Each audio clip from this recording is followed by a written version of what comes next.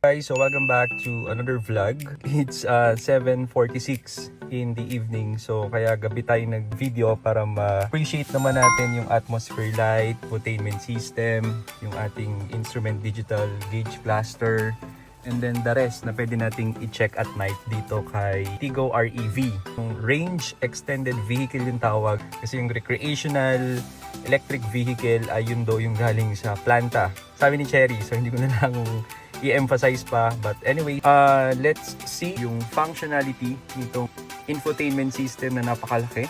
And then dito din sa display natin sa instrument gauge cluster.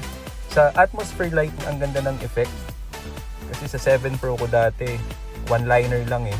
Tapos parang walang shadow effect dito sa may lower part. So ito ang ganda talaga.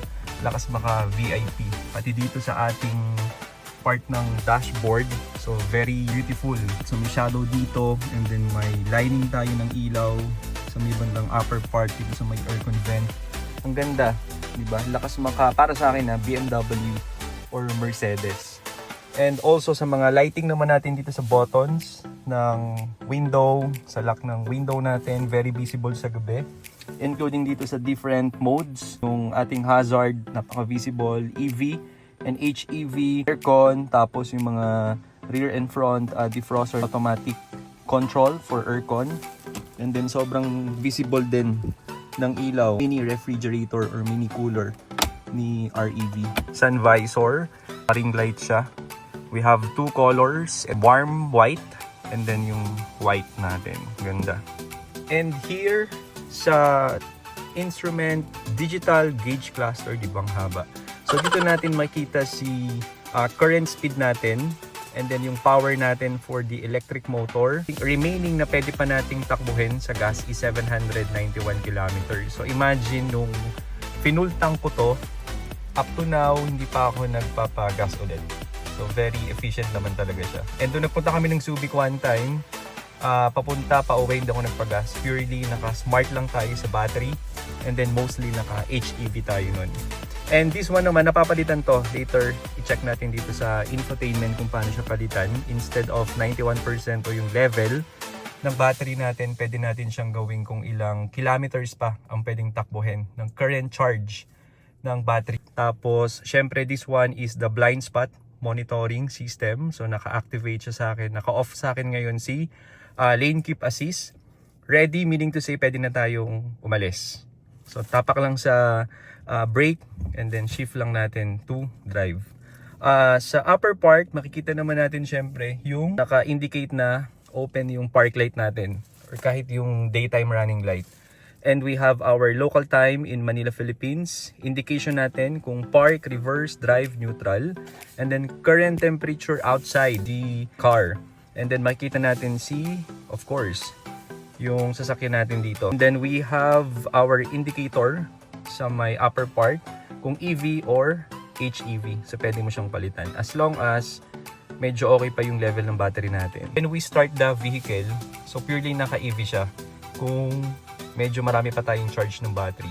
And right now kasi naka 91% pa naman ako. So EV talaga once na i-start ko si REV. And sa other side naman, which is the last 50 kilometers, indicator to ng mga measurement natin and figures sa battery, which is 6.6 kWh per 100 kilometers. Sa gas natin, ang current natin ay 35.7 kilometers per liter, which is, hindi ko alam kung accurate to, pero siguro accurate naman. And then sa lower part, 20.8 kilometers. Logo naman or icon sa may lower part ng last 50 kilometers ay sa FM radio natin. Indicator naman for the eco, normal, and sports ay nandito sa may lower part, katabi ng current odometer natin na 439 kilometers. Now, pwede nating palitan si last 50 kilometers. I-press lang natin to sa may steering wheel. This one. So, press natin. Lalabas si after the reset. Yung TPMS or Tire Pressure Monitoring System. We also have our GPS o yung map natin kung saan man yung destination. So, pwede mo naman siyang i-activate dito kung may pupuntahan ka. Tapos mag-a-appear din siya dito. Okay. And then, palitan natin si mode. Check natin kung mag-a-appear. Ito, sinuswitch mo lang siya. Maybe left or right, kahit alin. So, ngayon naka-eco, and then palitan natin to Normal mode. normal, sports mode, and eco. Eco mode. Ayan. So, pag eco, color green, normal white, and then sports, color red. Yung indicator natin dito. Ayan, so visible naman yata. Dito sa infotainment system, this one is Huawei brand. So, correct me if I'm wrong. I think, nabasa ko din na Huawei brand daw to. 15.2 something inch. Sobrang huge niya. Yung wallpaper madaling palitan. So slide mo lang siya pa right or pa left. Pwede naman. So ang pinipili ko ito kasi malamig. And then dito sa may upper part, sa kabilang side, we have please say hello Cherry. So this one is activated kasi for the voice command. So later try natin. Kahit mga quick lang ng mga command na pwede nating i-demo. We have so many icons here. Dito si GPS natin. So check natin. Ayan. So super accurate nito. Pati yung compass, sobrang accurate. Hindi daw nawawala ng signal to kasi may SIM card si REV natin. Dedicated talaga for this unit and to other REV. So maganda yung response nitong GPS natin. So talagang accurate. Sa out pinch naman ng kamay, balik natin. O, diba?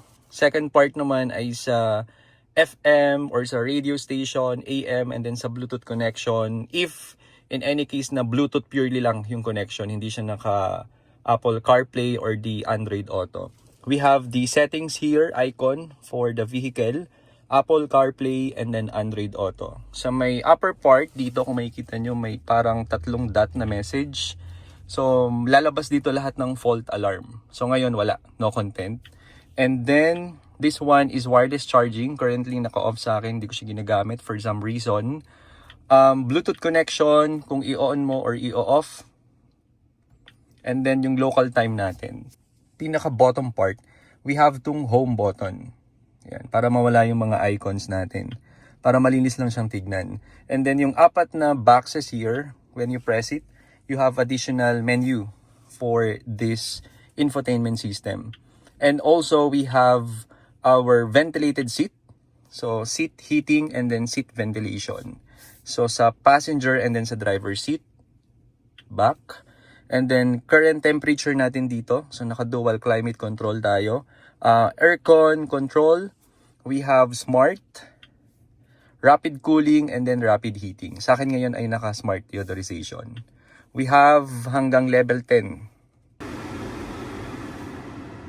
Then current temperature ko 22 degrees Celsius. This one ay function to for HVAC, automatic defogging function, sa akin naka-low.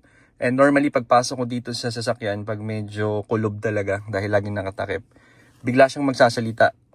Magkakaroon daw siya, papanda rin daw yung aircon para hindi daw magkaroon ng fog sa loob for safety purposes. Automatic cabin ventilation, ayan.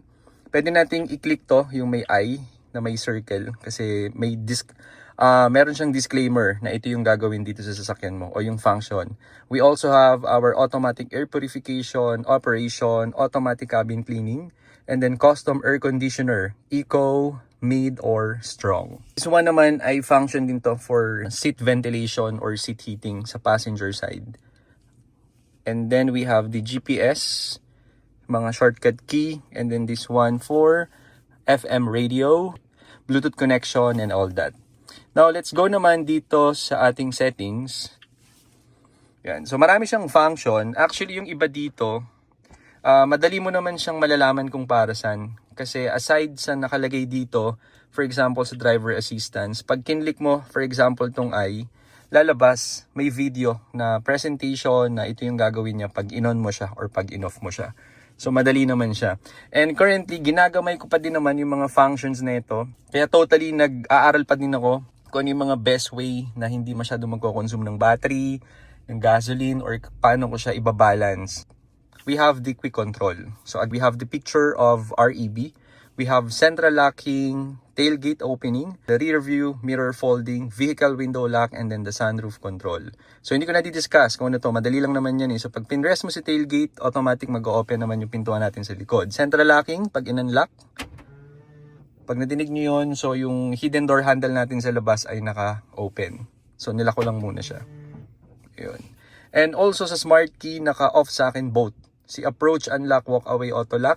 And then smart key induction tailgate open. So I think this one, correct me if I'm wrong, si smart key induction tailgate open, pag nasa likod ka, na-sense niya yung susi, magbubukas siya after few seconds. Parang sa 7 Pro and other Go units. And then approach, unlock, walk away, auto lock. So sa akin naka-off to kasi pag lalapit ako, automatic magbubukas. Gusto ko sa knob mismo or sa key fob, ako mismo ang gagawa. Wag na yung sasakyan. Kaya ko naman.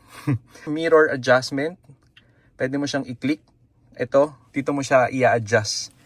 So dito sa part na to, which is the control for the ADAS, for the adaptive cruise control, and then dito sa infotainment control. So madali lang naman siya. So sa akin naka-save lang.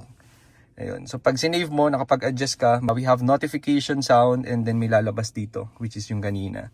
Automatic folding exterior mirrors, naka-on sa akin. Automatic adjustment of rear view mirror when reversing. Sa akin ay naka-close. Kasi hindi ko naman na kailangang mag-adjust pa. Kabisado ko naman na rin yung haba nitong sasakyan. And pag umaatras, medyo madali lang naman din siya. Pero if you want, so pwedeng both sides, pwedeng sa part lang ng driver, or pwedeng sa part lang ng passenger. So we have so many options. And for more function, we have steering wheel button customization. Currently, yung star na icon dito sa steering wheel, which is ito, sa akin ay rear mirror adjustment. So pwede ka naman pumili kung settings, headrest speaker mode switch, around view monitoring, HUD adjustment, or switch audio source. Also have the seat, entry, and exit. Now for the light, we have so many options. Pagdating sa atmosphere light natin, we have the custom, link driving modes, or the musical rhythm. Si link driving modes, yan, kasi naka-eco tayo ngayon, so naka-color green siya, automatic. So pag pinalitan ko siya to sports mode, syempre color red. Pag naman normal mode, color blue. Pero iba yung pagka-blue niya dun sa kanina. Pero ako ay naka-custom. And then musical rhythm, pag nag-play tayo ng radio or ng music, palit-palit yung kulay. Depende sa rhythm ng music. So ito yung sa akin naka-activate ngayon. And then for the brightness, 1, 2, 3, 4. Sobrang liwanag. So sa akin ay naka-number 4 lang.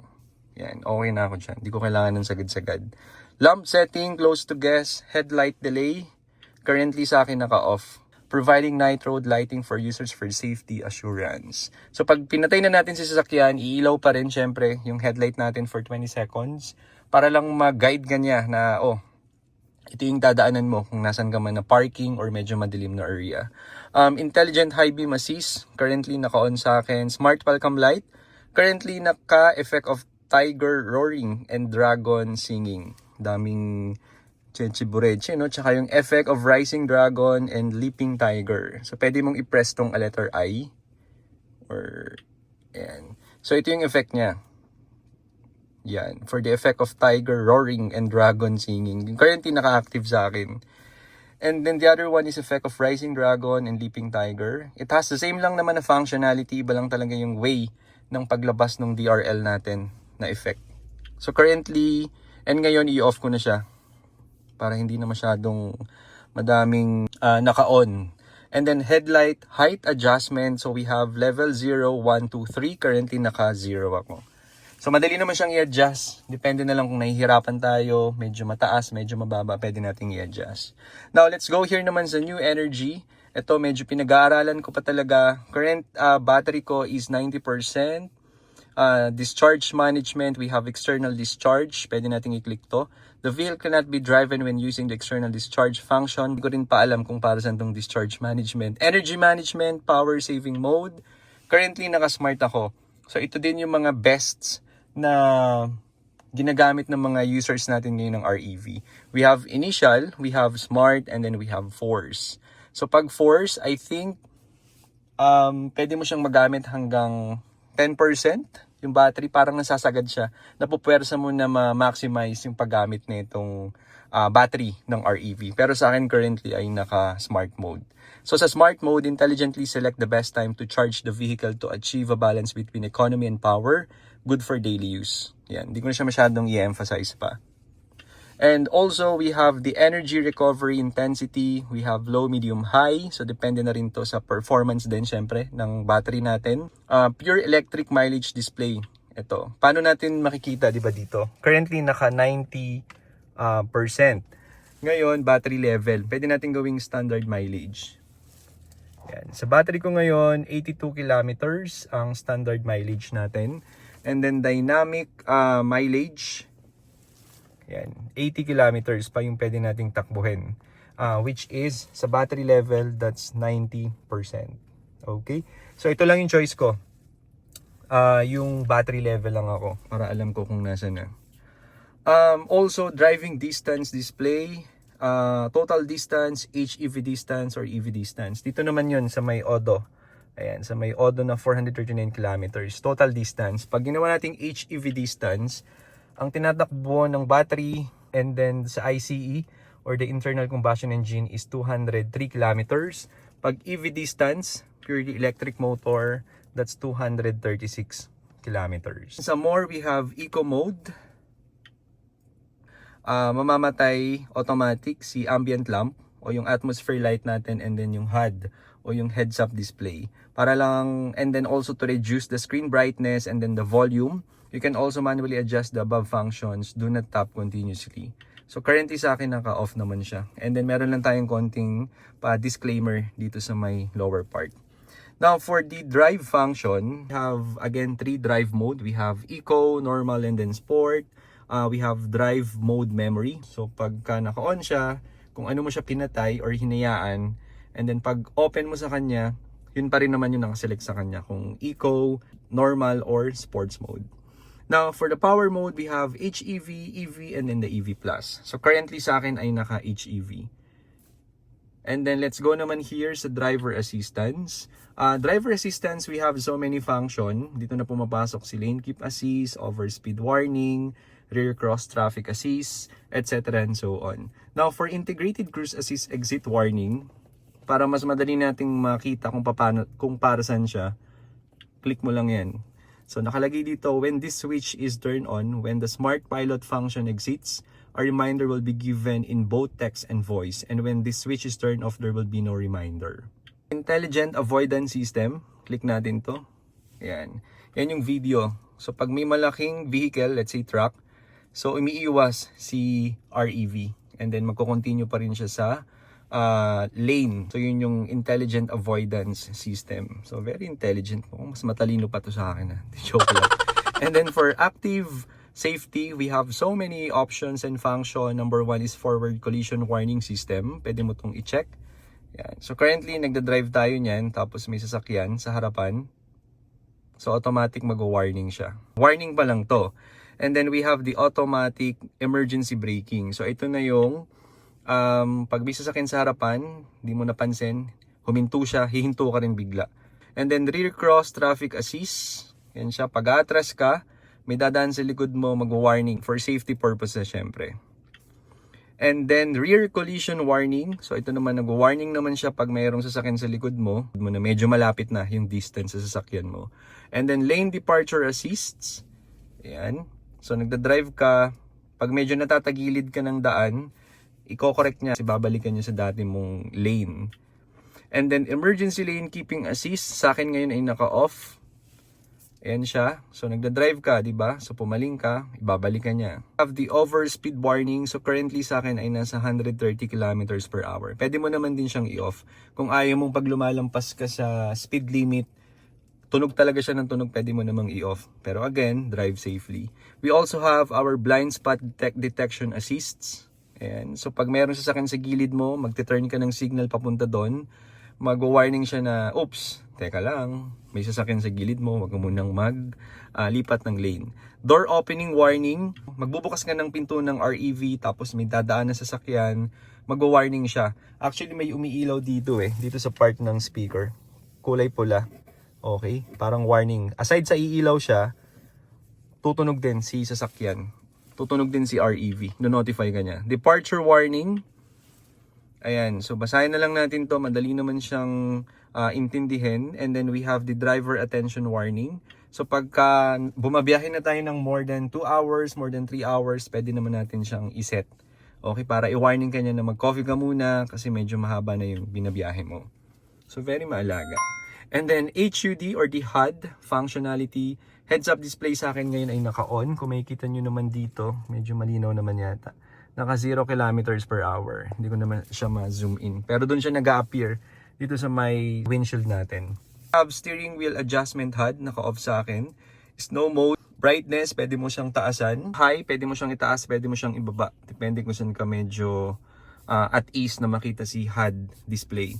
Image rotation pwede rin, HUD information display, and then reset button. For the vehicle settings, we have opening height setting for tailgate. So may height memory yung tailgate natin. Currently naka 90% lang ako. Wiper sensitivity, low, normal, high, and maximum. Currently naka normal. Door lock, arming reminder, pwedeng light and then lights and speaker. Ito yung pag nilock natin, tuk! Diba? May parang bird. Pero sa akin ay nakailaw lang. Automatic lock and then main driver unlock individually. For maintenance tips sa akin naka-on. Maintenance mileage reset. Chassis steering force mode.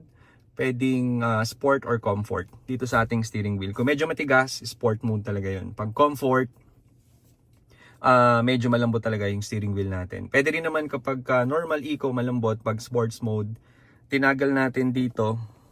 So automatic mag-change naman yung steering force mode natin. Now brake pitch control currently naka-off sa akin.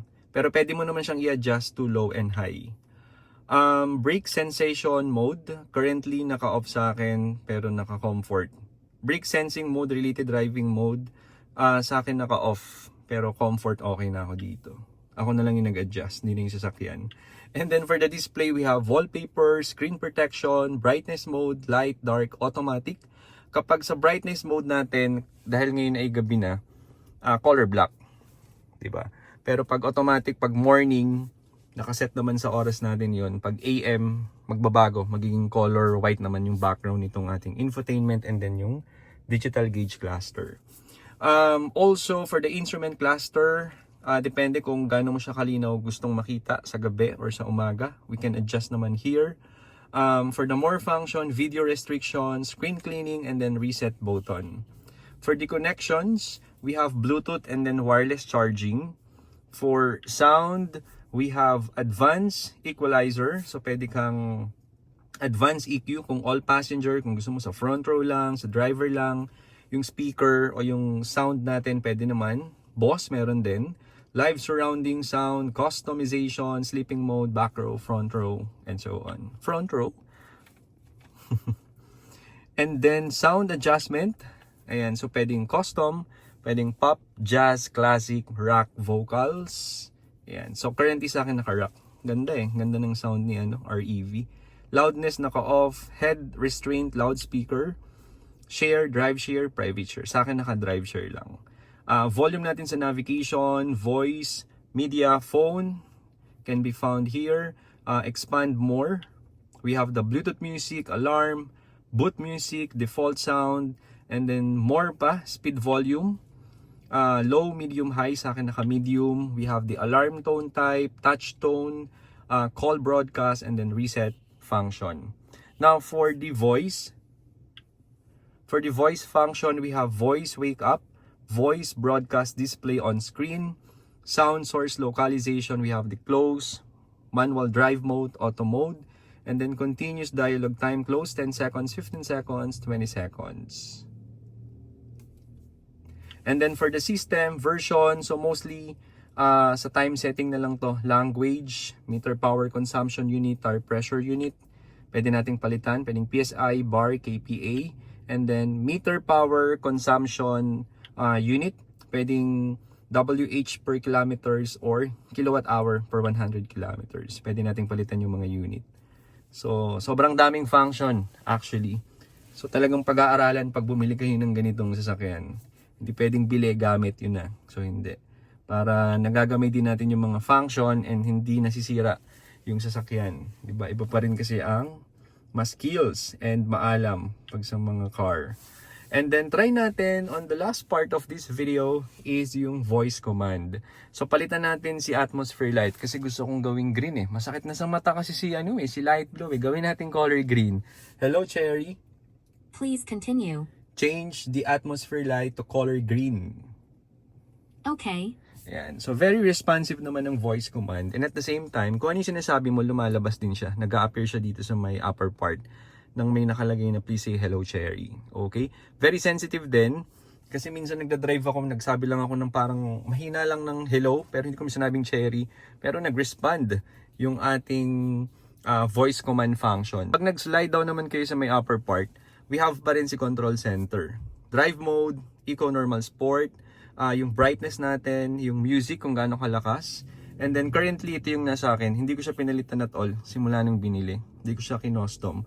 HEV mode, we have the power off, display off, turn off screen, EPB, electronic parking brake, auto hold function, rear view mirror adjustment, ESC off, HDC, hill descent control, atmosphere light, HUD setting, and then the rear view mirror folding. Nakaganito ako sa pagpindot kasi pagka after few seconds, automatic magdi-disappear siya. Okay?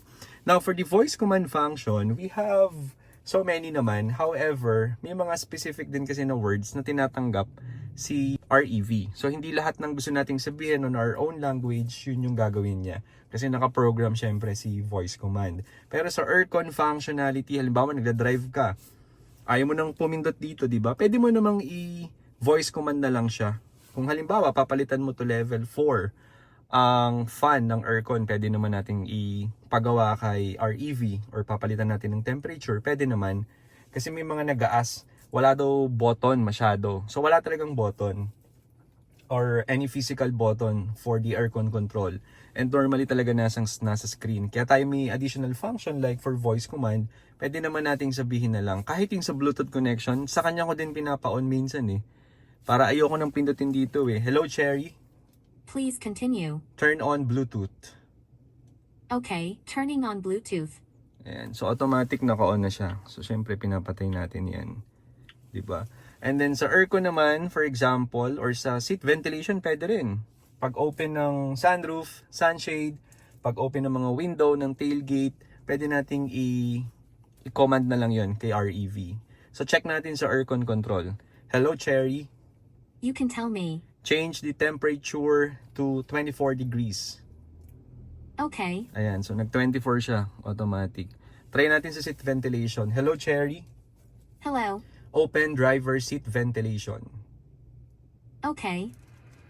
Ayan, so madidinig nyo naman siya dito sa background natin. And also, we can also double check naman din dito. Seat ventilation, ayan, currently. Pero patay na natin. And ang normal ko kasing temperature lang dito ay 22. Ayan. Madidetermine din pala dito kung maganda yung hangin sa loob. In 1, good. Out 10, good. And then may leave. Ano yun? And then may dahon dito sa may other side. And then PM 2.5. So madami siyang functionality. Patay na natin. Ayan. So technically speaking, sobrang ganda ng REV. So recommended talaga, sobrang fuel efficient dahil syempre naka HEV, pwede mo siyang magamit ng purely electric vehicle mode. And ang ganda syempre ng atmosphere light sa likod, ganun din. Ayan, sobrang visible niya. Ayun, so I think yun lang muna ang video natin for today. I hope na nag-enjoy kayo and may nakuha kayong something kung syempre magpa-purchase kayo ng REV. And then sa mga recent owner or current owner ng REV, hello po sa inyo, sa admin natin, si Sir Sam, the rest of the owners ng REV. Yun lang muna for now. Thank you. And once again, please don't forget to subscribe on my YouTube channel, Vin Exclusive. Follow me on TikTok at Vin Nicolas De Vera. Thank you so much for watching and see you on the next one.